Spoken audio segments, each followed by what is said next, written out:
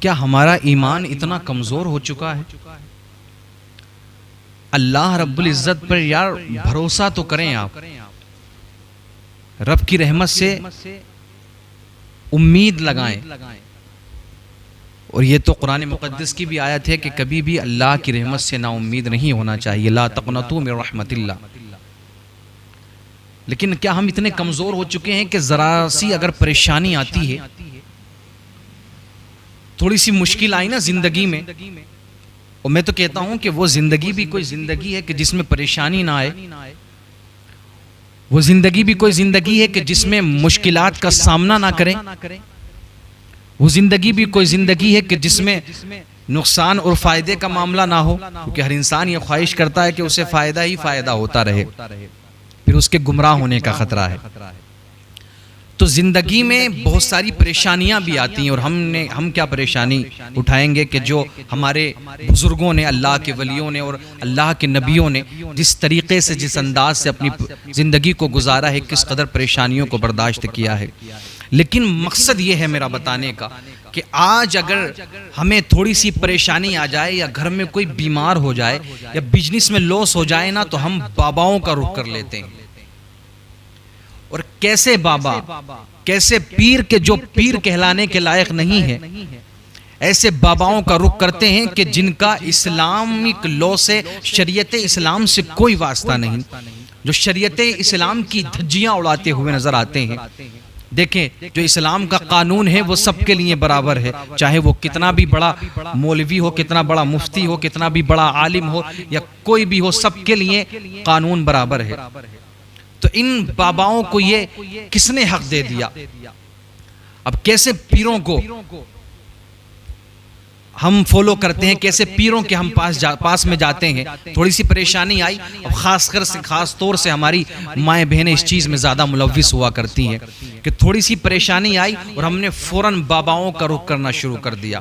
اب ایسے بابا کہ جو مجھے نہیں لگتا کہ پتہ نہیں کتنے دن تو انہیں نہائے ہو جاتے ہیں، اور پوری 10 انگلیوں میں انگوٹھیاں پہنی ہیں، ہاتھوں میں موٹے موٹے کڑے پہنے ہیں، پیروں میں کڑے پہنے ہیں، بے تکے ان کے بال ہیں کہ جن کا سنت رسول صلی اللہ تعالی علیہ وسلم سے کوئی تعلق نہیں ہے، اور ان کے بے تکے لباس ہیں، اور ان کے بے تکے کپڑے ہیں کہ عجیب طرح کی گند ان میں سے آتی ہے۔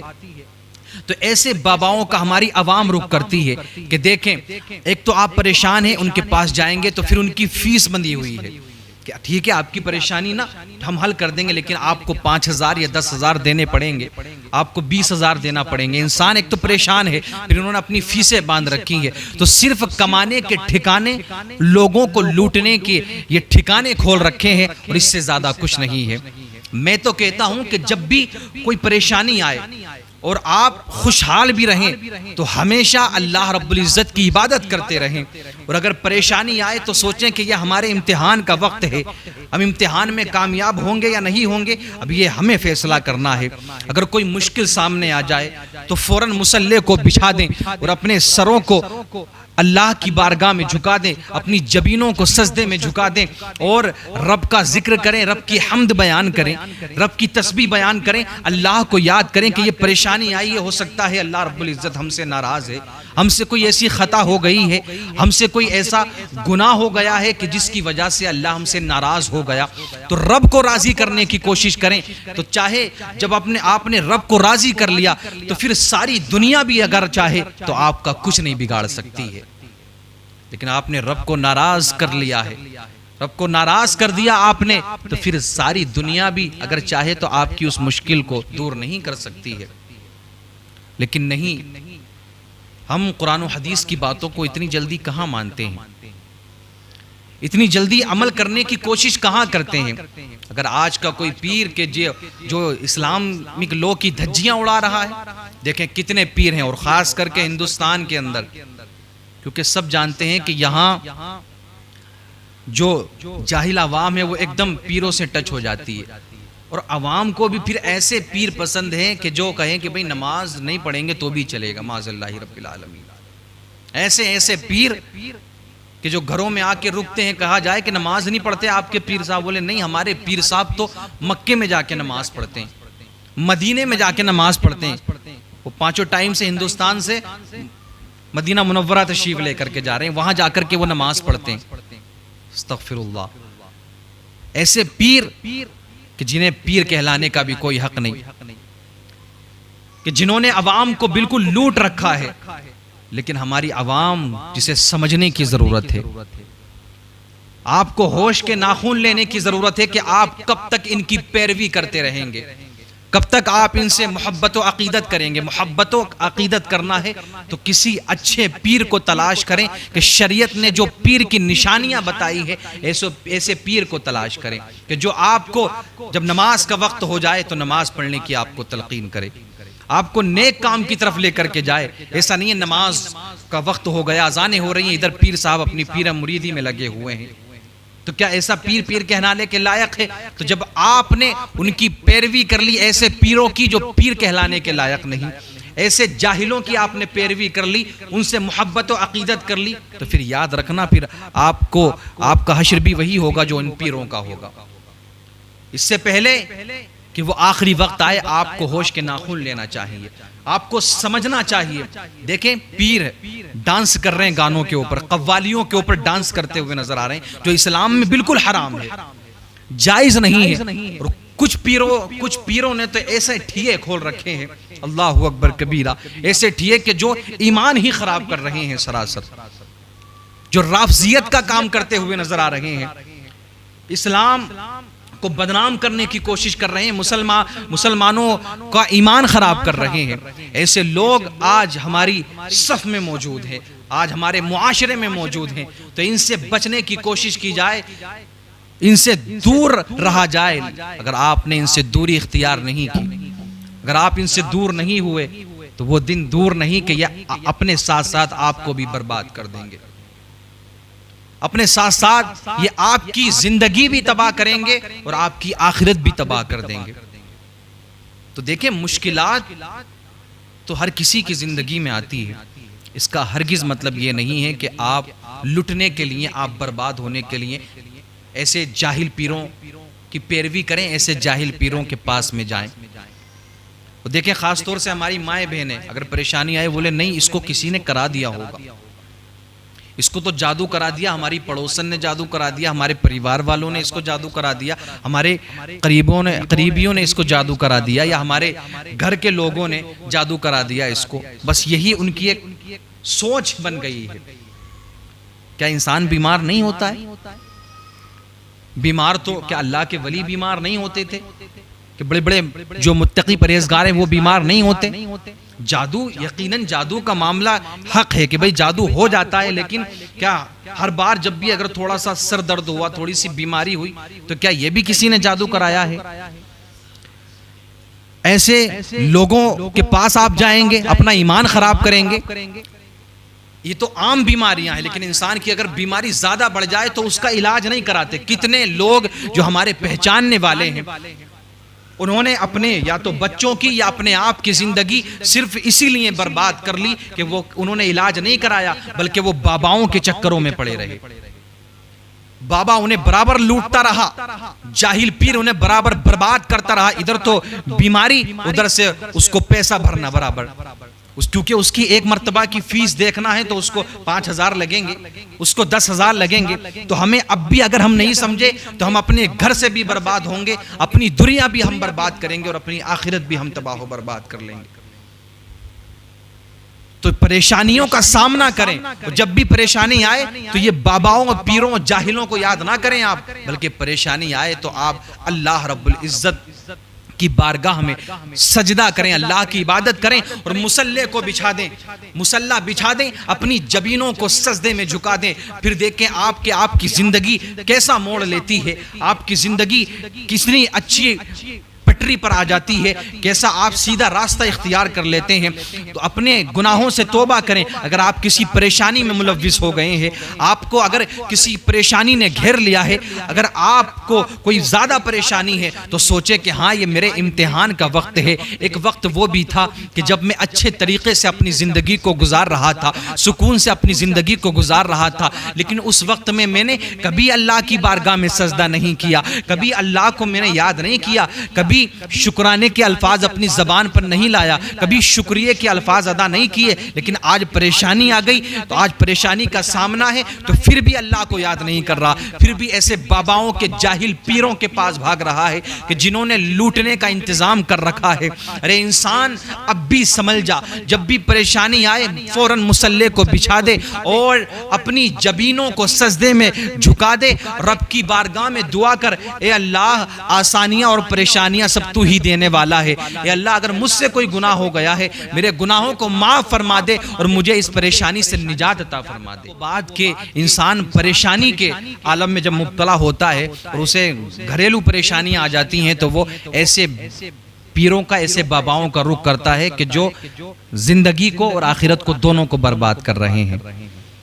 لیکن صرف ایسے ہی نہیں, کچھ ایسے بابے, کچھ ایسے جاہل پیر بھی عوام میں موجود ہیں جو صحابہ کرام کی گستاخیاں کرتے ہوئے نظر آتے ہیں.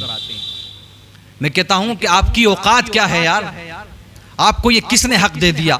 آپ کو وضو کے مسائل معلوم نہیں, آپ بات صحابہ کرام کی کرتے ہیں, اہل بیت اطہار کی بات کرتے ہیں. آپ کو نماز کے بارے میں پتہ نہیں کہ نماز پڑھی کس طریقے سے جاتی ہے, اور آپ باتیں اہل بیت اطہار کی صحابہ کرام میں آپس میں مقابلے کی باتیں کرتے ہیں. یہ حق آپ کو کس نے دے دیا؟ تو ان جاہلوں سے بھی بچنا ہے کہ جو اس انداز سے آپ کو لوٹ رہے ہیں کہ ہاں ہم آپ کی پریشانی کو دور کر دیں گے.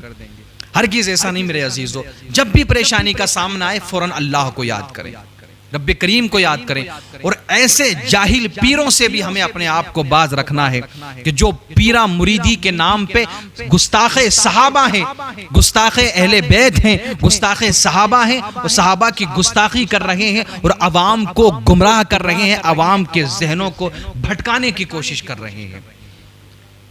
اہل بیت اطہار کے نام پر,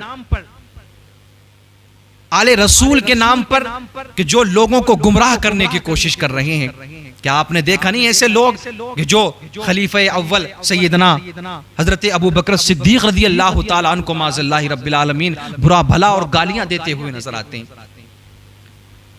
صحابی رسول حضرت امیر معاویہ رضی اللہ تعالیٰ عنہ کی شان میں گستاخی کرتے ہوئے نظر آتے ہیں. کس نے آپ کو حق دیا؟ بلکہ اکثر علماء کا یہی فیصلہ ہے کہ حضرت علی کے معاملے میں, حضرت امیر معاویہ کے معاملے میں آپ کو کف لسان کرنا چاہیے, اپنی زبان آپ خاموش رکھیں, کچھ نہیں کہنا چاہیے آپ کو. آپ اپنی حیثیت دیکھیں, اپنی اوقات دیکھیں, آپ کس کے لیے باتیں کر رہے ہیں. کہ وہ مقام ہے اللہ کے رسول کے ایک صحابی کا, وہ مقام ہے جو فضیلت میں کم ہے, چھوٹے سے چھوٹے صحابی کا بھی وہ مقام ہے کہ جس کے درجے کو بڑے سے بڑا غوث و قطب و ابدال بھی نہیں پہنچ سکتا.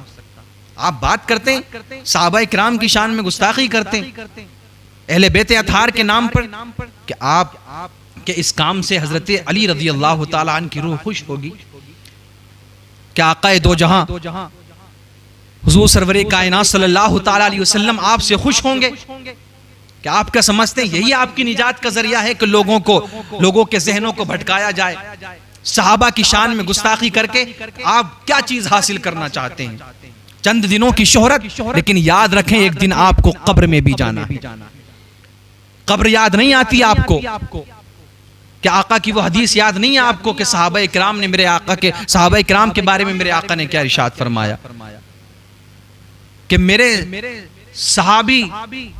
صحابہ ستاروں کی مانند ہے, اور اقتدیتم اہتدیتم, ان میں سے اگر تم کسی ایک کی بھی پیروی کرو گے تو تم ہدایت پا جاؤ گے, کامیاب ہو جاؤ گے. بتائیں, آپ فیصلہ کریں, عوام فیصلہ کرے. آپ کو ایسے جاہل پیروں سے باز رہنا ہے, چاہے وہ آپ کو آپ کی پریشانی کے نام پر لوٹتا ہو, چاہے وہ آپ کو اہل بیت اطہار کے نام پر لوٹنے کی کوشش کر رہا ہے, آپ کے ایمان کو برباد کرنے کی کوشش کر رہا ہے.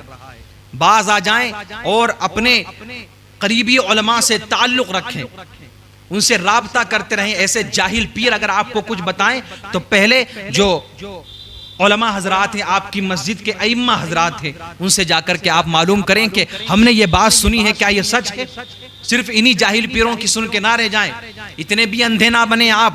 اللہ نے عقل عطا کی ہے آپ کو, انسان ہیں آپ, انسان, اللہ نے عقل سلیم آپ کو عطا فرمائی ہے.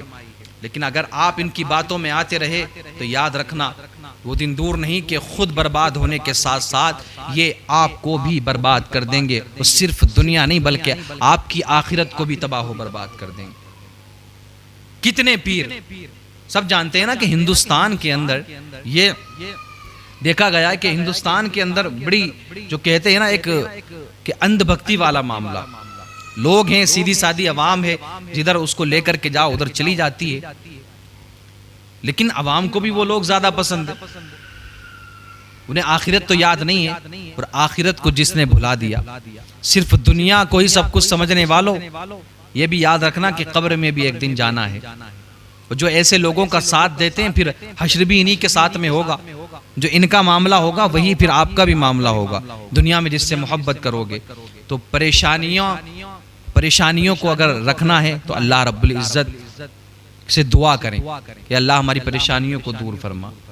اور اگر فیصلہ کرنا ہے آپ کو حق و باطل میں فیصلہ کرنا ہے تو اپنے علماء سے رابطہ کریں. اب کوئی اللہ کا نبی آنے والا نہیں ہے. یہی علماء آپ کو بچائیں گے, آپ کے ایمان کو بچائیں گے. لیکن علماء نماز کے لیے کہتے ہیں نا, ہم ان کے پاس جائیں گے تو یہ کہیں گے کہ نماز پڑھو. یہ ہمیں پسند نہیں ہے. ہمیں تو ایسے لوگ پسند ہیں جو نماز کو منع کریں معاذ اللہ رب العالمین. ایسے پیر پسند ہے جو نماز سے انکار کریں. وہ ہرگز پیر نہیں ہو سکتا جو نماز نہ خود پڑھے نہ اپنے مریدوں کو تلقین کرے نماز پڑھنے کی. وہ ہرگز پیر نہیں ہو سکتا. وہ کدھر سے بھی اللہ کا ولی نہیں ہو سکتا. اللہ کا ولی لوگ زندہ ولی لکھ رہے ہیں اپنے آپ کو. خود ہی رحمت اللہ تعالیٰ علیہ زندوں کو رحمت اللہ تعالیٰ علیہ لکھا جا رہا ہے. اللہ کا ولی لکھ رہے ہیں اپنے آپ کو, خود ہی لکھوا رہے ہیں اللہ کا ولی. حد ہو گئی. حد ہوتی ہے کسی بات کی. گمراہ کرنے کی کسی کو آپ اتنے حد درجہ آپ اتنی حدود کو پار کر دیں کہ آپ کو خود ہوش نہ رہے. کس طرف جا رہے ہیں آپ, کس طرف عوام کو لے جانے کی کوشش کر رہے ہیں. آخرت کو یاد رکھیں. خدا را اپنے آپ کو بچانے کی کوشش کریں. ایسے پیروں سے, ایسے جاہلوں سے اپنے دنیا کو بھی بچائیں اور اپنی آخرت کو بھی بچانے کی کوشش کریں. مشکلات جب بھی آئے ہم پھر یہی کریں گے کہ اللہ رب العزت کی بارگاہ میں دعا کریں, اپنے گناہوں سے توبہ کریں, کیونکہ گناہوں کی سبب بھی انسان مشکلوں میں گھر جایا کرتا ہے. گناہوں سے باز آ جائیں, رب کریم سے دعا کریں. اللہ رب العزت تمام پریشانیوں کو دور کرنے والا ہے.